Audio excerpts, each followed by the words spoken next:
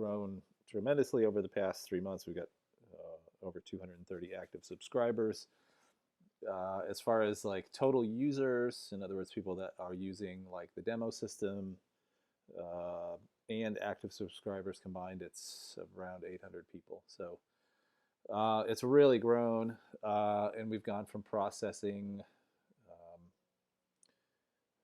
200-300 trades a day to, at this point, I'm sure that we will end up over 1,000 trades for the day today. And we, as I've mentioned before in past videos, we keep track of all the signals that come through. We monitor like session activity, right? So you can see today, like Asia and London were super high. A lot of gold trades today because of, gold's kind of going so hyperbolic. And there's some trade-offs that come with that. We've seen a lot of broker rejections of orders because brokers, they do like to protect themselves, or, maybe there's, depending on the kind of broker that they are, maybe they can't find a counterparty to take on the risk, right? Because who wants to be the seller when everybody knows that gold is skyrocketing right now?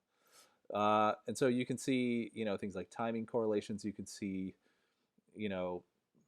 signal provider bias, right? So like at the different levels that I don't know who in the world is trading at 38.10 right now, but there's quite a few trades.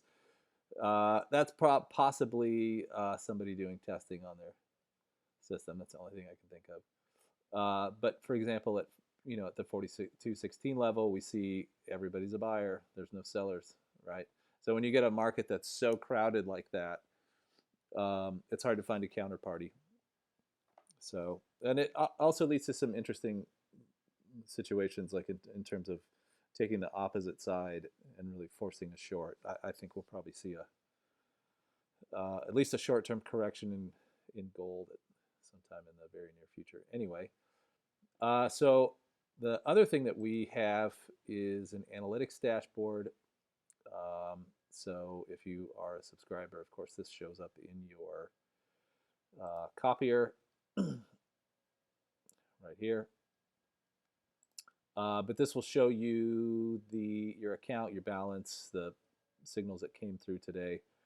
And I want to take a short time to talk about both this and the other new feature that we have, which is something called dynamic order entry. And I can explain a little bit about what that is. And then I'm going to talk about this. So with the old copier, the desktop copier, what we would do is we would give you sort of a binary choice. In other words, you could decide whether to take every single order at market, or you could take every single order as a provider order. And what that meant was that it would follow MetaTrader's rules. So if there's an entry price specified and a target price stop loss, and you're trying to take it as an order, MetaTrader forces you to take it as a limit order or a stop order, right? And so we would get a lot of people that would complain about that because they want instant gratification.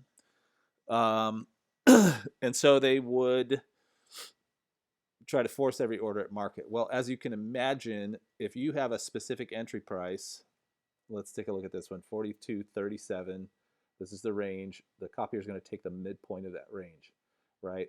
Well, what if the market price is far enough away from this that one of these becomes invalid, right? You can't have a target price that is below the market price if you're buying, right? You can't have a stop loss that is above the market price if you're buying, right? Do you see what I'm saying? So what will happen is you'll try to force that at market, and then the order gets rejected by the broker. And probably 60 to 70% of our support tickets that we had dealt with this very thing. Okay, so it was obvious to us that our customer base didn't understand order flow or didn't take the time to look at order flow. So what the copier does now is that it will make that decision for you. If it can enter at market, it will take it at market, right? So the AI looks at the order, it looks at the market price, it looks at broker conditions. And my dog is upset about something. So it looks at broker conditions and it says, can I take this order at market? Will it get accepted by the broker? And if the answer is yes, then it will force the order at market. But if the answer is no, it's going to take it according to MetaTrader's rules, okay?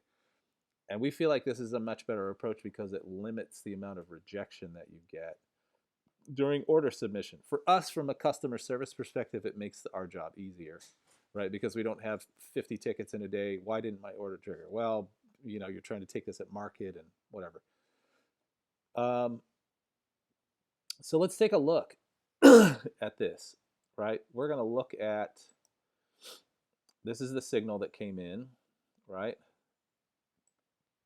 So it takes that at the midpoint.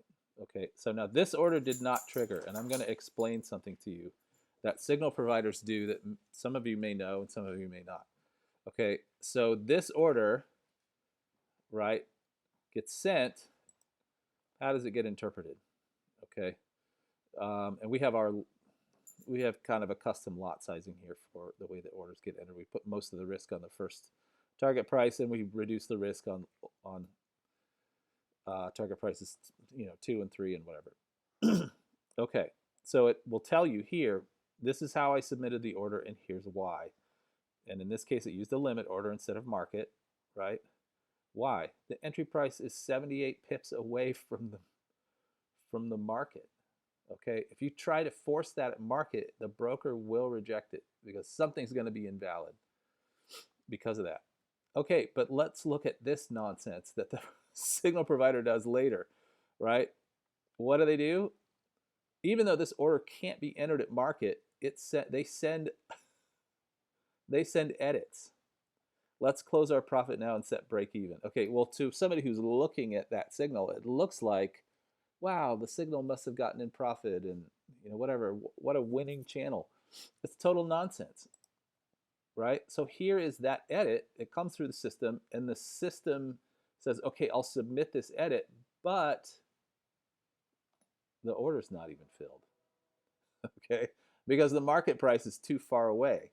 So it's kind of a BS game that signal providers do. Although with this particular signal provider, we think they aggregate signals from a bunch of different places, and we've done a lot of testing to see if there's correlations, and as you can imagine, there are. But anyway, that's something I wanted to show people. It really is a silly game in some ways, some of these signal providers, and we feel like because we have access to so much data, we can kind of help people weed out what's nonsense and what's not nonsense if you're willing to do the work, right? If you're willing to look at the information and actually do the work. Some people are not, okay? So having said all that, we're going to jump into our backtest today, and we're going to actually backtest this channel because what has surprised us with this specific channel is that historically they have performed pretty well, okay? It really surprises us. Now, this is obviously a scam channel. If you decide to follow these guys, don't send them money, for God's sake, right? They'll just probably rip you off. Okay, so as I promised, we are going to take a look at the backtest for this channel, FXTM Global Signals. We have followed them for over 2 years now, backtested them. As I mentioned, they have consistently given pretty decent results. They've had a few months that really were blowout months, and I mean, that's kind of the luck of the draw, and you really gotta, you have to focus on your risk management. With all of these channels, that's the case. So in this particular case, I've gone ahead and just extracted the data just because Telegram lately has been really, really slow when it comes to data extraction. We'll go ahead and look at the results dashboard. Of course, you can see the parsed signals along with the edits, right? I mean, so yeah, he sends edits, but as I showed you, the edits aren't always timely. It seems like it's almost for show. But you can see from the test that, he did almost 22% for the month of September, right? 69% win rate, which isn't terrible. That's pretty good. Um, you can see that most of his trades are Europe, at least for the month of September, right? Not a whole lot of US sessions. What we found, because we're in the US, and what we notice is like the sort of the peak activity is, at least for customer interactions, is around 3 a.m. till about 10 a.m. our time. Okay, so that would be London open till sort of that waning edge of the New York session. And then it's like after 10 a.m., we get the, I don't know, the people that are bored or something. The session's winding down, and so they got to come and make their daily visit with our customer service team and ask a million questions. Um, so yeah, and if you've watched these videos before, you know the test that we run is always the same. It's 0.1 size lots on a $10,000 account. For the way that we actually trade this is quite a bit different. I'll show you my risk settings. Um, so we do 0.5% for our risk setting, and then we use custom percentages for take profits. So we split it up 65, 23, and 12. We do a break-even trigger at target price 1. And yeah, so that's about it. That's how we trade this particular. That's just us, right? I don't have any data to support that that's a better way to trade this channel or any other channel. It's just something that we set up.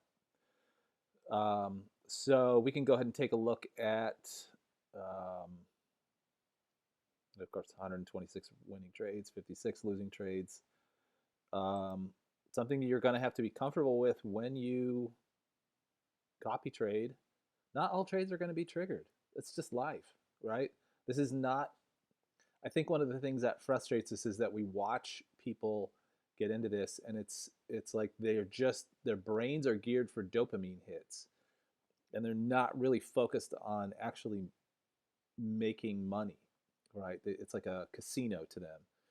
And we find that those people, they don't do very well as traders. Like there's a lot of lessons that they got to learn. Anyway, so yeah, we can see, you know, like the break even, the stop loss break even being triggered here, for example. So yeah, you can see every trade. You can see the entry price, stop loss, take profit. Yeah, quite a few. And then we do, like I said, we have some that just, they don't trigger. The price never reaches that level. Okay. So anyway, that's this. You know, I try to produce these videos more frequently. It's just difficult with the new copier and building out this infrastructure. One of the things that we are working on that we think is really cool is we've kind of put the Backtest database on hold for a little bit. So if you subscribe, you'll find that we kind of stopped filling in the tests, and the reason for that is that with the copier, we have all of this data coming in through our cloud system. We have 400 channels that are connected to our system, and we have all this trade data. So what we're trying to do is build out our database to be more comprehensive and to include all this, learn to trade and 1,000 pips builder and, all these channels that people tend to follow, the Ben Gold Trader channel and all that stuff. We have all of those VIP, the data from those VIP channels coming through our system. So we're trying to build that out to give people better access to data, right? So we have a lot of cool things in the works. Where I'm really excited about it.